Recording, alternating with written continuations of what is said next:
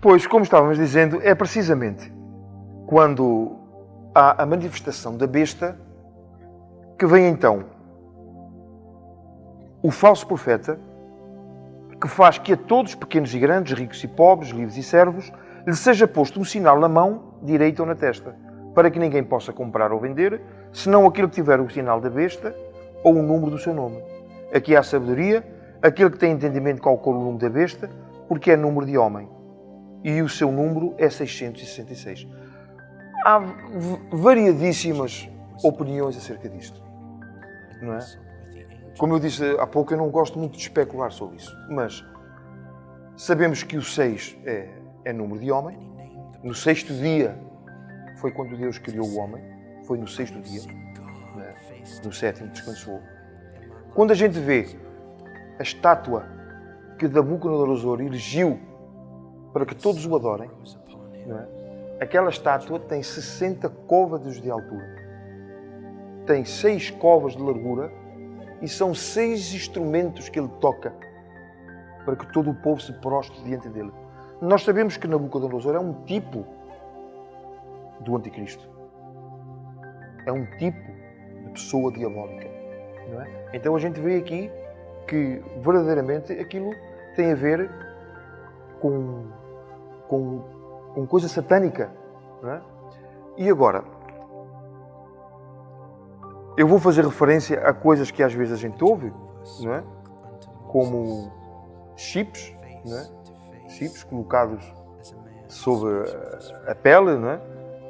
Isso tudo é uma preparação, não é? O dinheiro terminará, o dinheiro nota como a gente o conhece, haverá só dinheiro em plástico, vamos dizer assim, não é? E isto aqui é uma forma de controle. Uma forma de controle, não é? Eu já ouvi também teorias acerca de código de barra, que tem 6 dígitos, não é? Mas, seja o que for, são o tal tipo de coisas que eu falei no início, que a seu tempo nós entenderemos, não é? Quando a Bíblia diz que toda a gente verá as 2 testemunhas, há uns anos atrás era impossível se não houvesse satélites. Como é que vão ver as 2 testemunhas? Não é? Então ali, antes de haver a era dos satélites, era uma confusão para nós. Como é que vão ver as 2 testemunhas mortas? Como é que toda a gente as pode ver? Mas hoje, nós entendemos perfeitamente, com toda a facilidade, que todo o mundo as verá. Com o sinal do 666, nós poderemos hoje ser um grande enigma para nós. Mas ao avançar no tempo, não é? Vai ser perfeitamente claro, não é? Porque eu tenho a certeza que Deus dará sabedoria aos seus servos para isso. Amém? Pastor Romeu, quem será a besta, por assim dizer, e quem será também o falso profeta? Ou o seu tempo, como o pastor estava a dizer, o seu tempo vai dizer? Olha, isto não pode ter respostas de sim, não é? Porque para responder biblicamente à sua pergunta, irmão, eu teria que ir ao livro de Gênesis, à profecia de Jacó. Porque ali dá-nos algumas pistas acerca, né? Fala de um dos seus filhos, que será uma cobra junto do caminho, né? Mas todos os sinais indicam que o anticristo será judeu. Porquê? Porquê que o anticristo será judeu? Porque ele vai fazer um pacto com Israel. O início da tribulação tem início a grande tribulação com o pacto que o anticristo faz com Israel. Ora, para fazer um pacto com o povo de Israel, lógico, será que ser um judeu, não é? Em quem eles acreditam. Não é? Como o anticristo vai fazer maravilhas, será um homem com uma inteligência fora do comum, não admira, porque a Bíblia diz que o dragão lhe dará a sua força e o seu poder, então tudo leva a crer que será um judeu político. O anticristo é um político. O falso profeta é um religioso. Não é? O falso profeta é um religioso e vai unir, ele vai... É pena nós não termos tempo para falar nisto, porque haverá uma igreja mundial. Não é? As religiões arranjarão forma de se unirem. Imagina, irmão, o que é os árabes, os muçulmanos, se unirem aos católicos, aos protestantes. Não é? Porque haverá uma igreja apóstata protestante.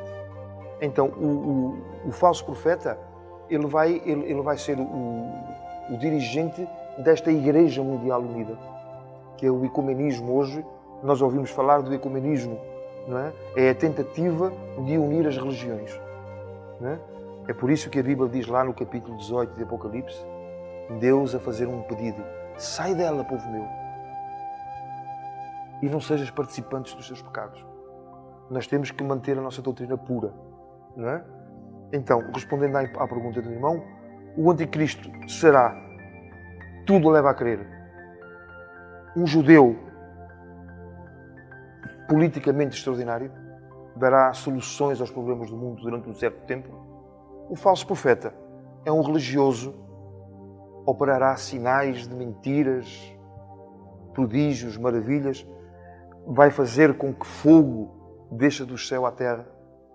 Uma estátua vai falar, vai dar vida a uma estátua. Claro que é uma vida robotizada, porque quem dá vida, só o Senhor é que dá vida. Não é? Mas serão estes aliados, não é? Que terão por trás deles o dragão, Satanás, controlando eles dois, e eles têm consciência que estão sendo controlados pelo próprio Satanás. A grande meretriz. A grande meretriz é a esposa de Satanás, é a grande Babilónia, é a mãe das prostituições da terra.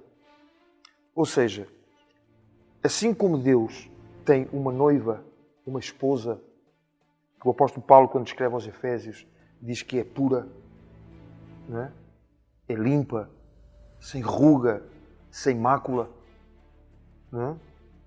Satanás também tem uma mulher, mas ela não pode ser pura, sem mácula. Então é a mãe das meretrizes da terra.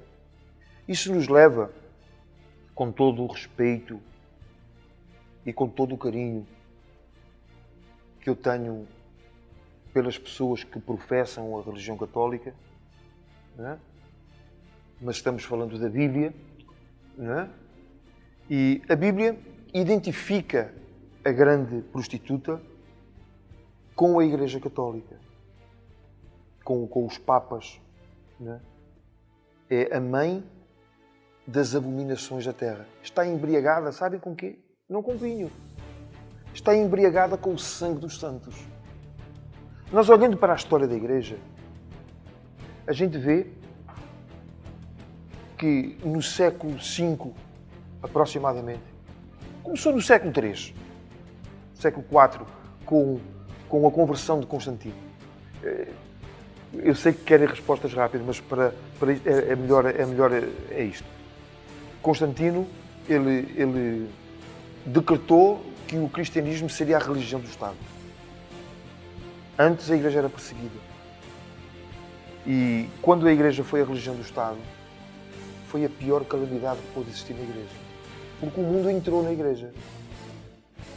Com as suas práticas, com os seus costumes. Então, deu origem à doutrina do purgatório, deu origem às missas, orações pelos mortos, infabilidade do Papa, Assunção de Maria. Nós vimos tudo isto dentro da Igreja Católica. Quando nós acompanhamos a história da Igreja ao longo dos séculos, a gente para há relativamente pouco tempo e nós vimos a Inquisição. Não é? A Inquisição. A Igreja Católica está embriagada, literalmente, com o sangue dos santos. E é isto que a Bíblia nos relata no capítulo 18 de Apocalipse, quando fala da grande meretriz. Nós não temos tempo para entrar em pormenores, mas se nós pudéssemos estudar em pormenores o que simboliza aquelas cabeças, aqueles chifres que ela tem, nós devíamos identificá-las precisamente com a Igreja Católica. Então temos a besta, por assim dizer, o falso profeta. Temos duas bestas. Temos duas bestas, uma sai da terra, que é o Anticristo, temos a besta que sai do mar. Tudo isto tem significado, irmão. Tudo isto tem significado. Porque é que sai da terra, porque é que sai do mar, não é? E temos a grande prostituta, que é a esposa de Satanás, não é? Que é mais uma imitação satânica da Igreja do Senhor, da noiva, da esposa do Cordeiro. Não é?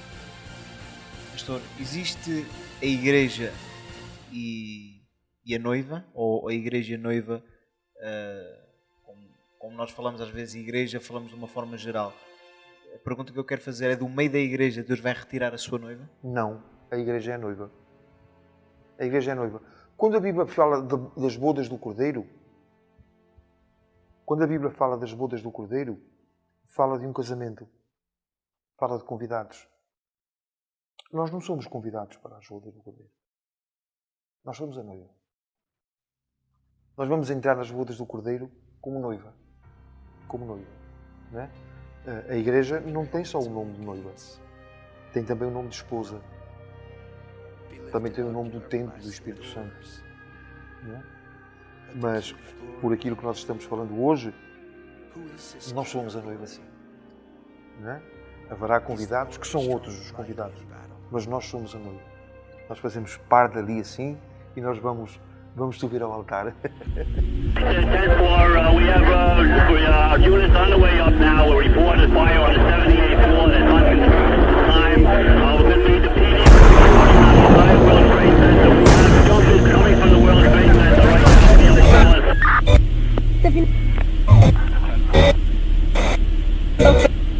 Ladder 110 to Manhattan.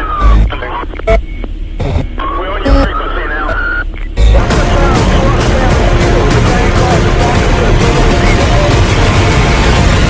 Squad 288 to Manhattan, Kerry.